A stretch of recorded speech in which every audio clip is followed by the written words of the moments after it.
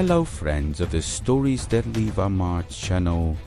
Welcome everyone. Today you're going to be surprised by the story you're about to hear with us. The night had been quiet until the call came in. A single message, delivered in a trembling voice. He spoke as if every syllable was a weight he could barely hold, as if his lungs were failing beneath the pressure of the words he forced out.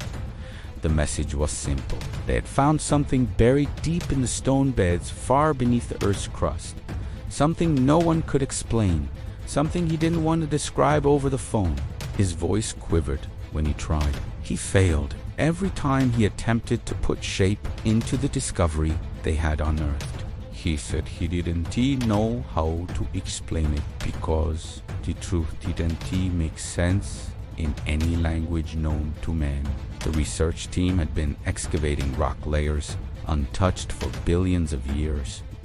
Layers older than fossils, older than any form of life that had ever stood, crawled, swum, or breathed on this planet. These were silent rocks from the dawn of cosmic time. Stones that formed before Earth was born from dust and violent fire. They had not expected to find anything in those layers, not even microorganisms, not even trace minerals of biological relevance. They expected emptiness, hard silence, ancient matter, but nothing more. And then they found bones. The moment the discovery was revealed to those who were called in to investigate, a fear crept in, a subtle sense of dread that grew with every breath. It wasn't a normal reaction. It wasn't logical, nor was it tied to anything in particular. It was the kind of fear that lived in the primal memory of every human, buried deep and ancient. Fear of the dark, fear of the unknown, fear of being watched by something older, stronger, incomprehensibly alien, something whose shadow existed long before the first spark of life on this planet. No one could understand how bones ended up inside rock formations that predated Earth itself. It was as if the stones had formed around them, as though time itself had entombed a creature that should not belong anywhere in our universe. The bones possessed shapes that defied classification, curves that mirrored no known skeletal structure, joints that didn't appear functional, ridges etched with patterns that seemed intentional, purposeful, deliberate, yet far beyond anything nature on Earth could produce. When the team first uncovered the bones, they noticed something strange. The cavern had been dead silent when they entered, but the moment the lamp beams touched the fossil surfaces, the air changed. The chamber felt heavier, almost as if a pressure was pushing back. One researcher said it felt like the cavern was breathing, like the darkness inhaled and exhaled with a rhythm that didn't match any human heartbeat. Another scientist felt as though the bones were absorbing the light rather than reflecting it. It was a subtle phenomenon, but undeniable. The bones seemed to drink the glow, pulling it inward into the hollow spaces within, into cavities that led deeper than the eye could follow. The lead geologist, Martin Hself, was the first to touch the fossil. His fingers barely grazed the surface when he felt something he had never felt before. A chill, but not cold. A vibration, but not sound. A presence, but not physical. He recoiled instinctively, stumbling back, knocking over a lamp that clattered against the rocks. Everyone stared at him, waiting for him to speak, to explain what had struck him so violently. But he said nothing. He only shook his head, eyes wide, lips pale, as though the touch had revealed something to him that no one else could understand. He didn't sleep that night. He barely slept at all in the days that followed. The bones were preserved in an impossible state.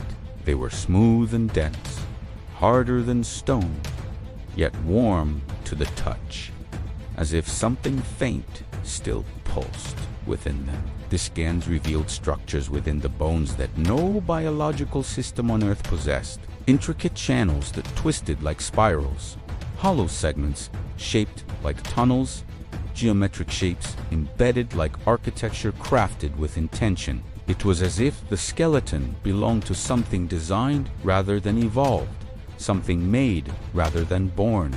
The research center brought in more equipment, more specialists, more theories, but every explanation, every attempt to categorize the discovery fell apart under scrutiny. It wasn't long before the team members began to argue, not because they disagreed on the findings, but because none of the theories made sense. Some suggested meteorite origins, others claimed extraterrestrial biology. A few whispered that maybe the bones had been planted, a hoax, a fabrication. Yet each test proved the same thing. The bones were real, the rock was real, and both were older than the Earth. Night after night, the scientists became more restless. Their dreams were haunted by images they had never seen before. Shapes moving through oceans of darkness, colossal silhouettes drifting across cosmic clouds, eyes without bodies staring from voids where stars were supposed to be. One researcher woke in the middle of the night, convinced that something had whispered her name from the corner of the room, even though she had been sleeping alone. Another removed himself from the project, shivering uncontrollably, insisting that the bones were calling him. He refused to explain what that meant. The team began experiencing physical symptoms: weight in the chest, accelerated heartbeats, flickering shadows at the edge of their vision, headaches that pulsed in perfect rhythm with the faint glow the bones emitted under certain lights. No one wanted to admit that they were afraid, but the fear grew every day, creeping through their minds like a slow poison, feeding on their doubts and insecurities. 2 weeks after the discovery, an unexpected phenomenon occurred. One of the assistants entered the cavern alone with a small recording device. He stood before the bones and whispered a simple question. He would never repeat the question publicly, but those who reviewed the footage said his voice trembled with a mixture of reverence and terror. The chamber was silent at first. Nothing moved, no sound echoed. He waited. Then the cavern answered. No one could describe the sound. Some said it was a hum. Others said it was a whisper, a low vibration, like breath passing through hollow metal, a resonance ancient and unsettling, as if the bones themselves had remembered something buried deep within the ages of the universe. The assistant fled in panic. The recording was later isolated, analyzed, replayed. Each time, it seemed to shift slightly, as though the bones were responding directly to the one who listened. The team's anxiety grew worse. They knew they should contact higher authorities, but something stopped them. A strange sense of possession, as if the discovery belonged only to them, as if they were the ones chosen to uncover the truth. They felt both honored and cursed. The weight of knowledge pressed down on them like unseen hands gripping their shoulders. The bones became the center of their fear. They felt drawn to the fossil, yet terrified to be near it. One scientist stood in front of the skeleton for hours, staring, unblinking, as if waiting for it to move. Another insisted that the bones were changing shape, subtly shifting their alignment, rearranging themselves when no one was watching. No one believed her, until they compared earlier scans with newer ones.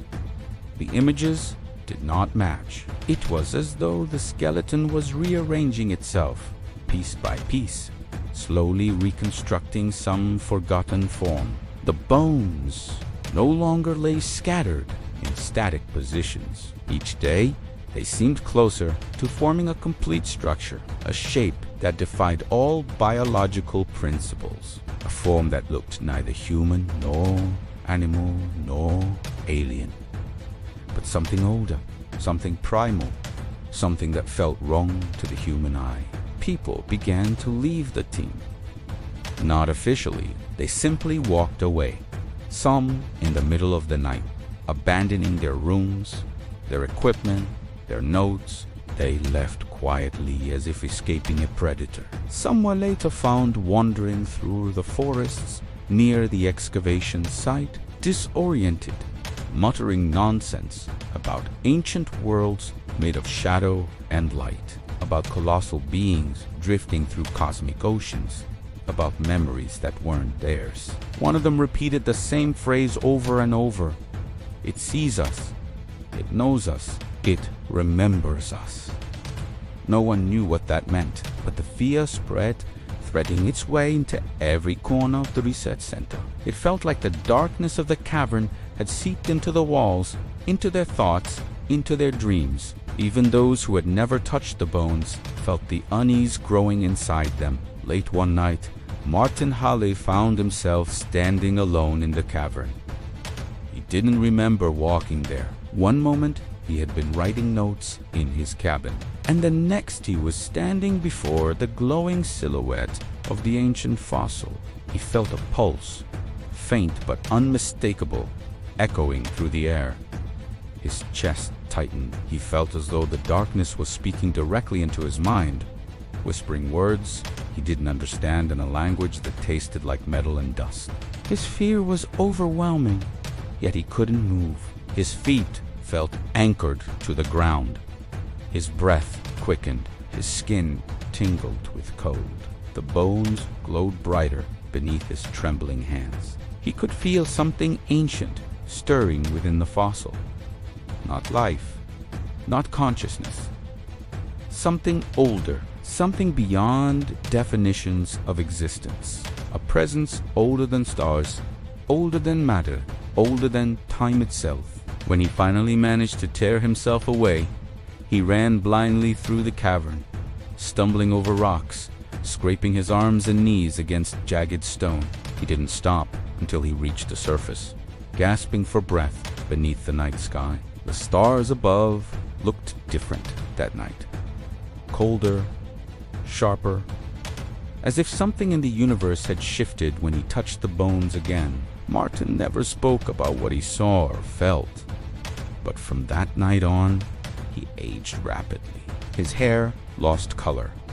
His eyes grew hollow. His hands trembled constantly. When asked, he only said one thing, over and over, in a voice hollow and frail: they are older than Earth, older than us, and they are not finished. Did you enjoy the video? Then subscribe to our channel, leave a comment, and give it a like to support our work here on YouTube.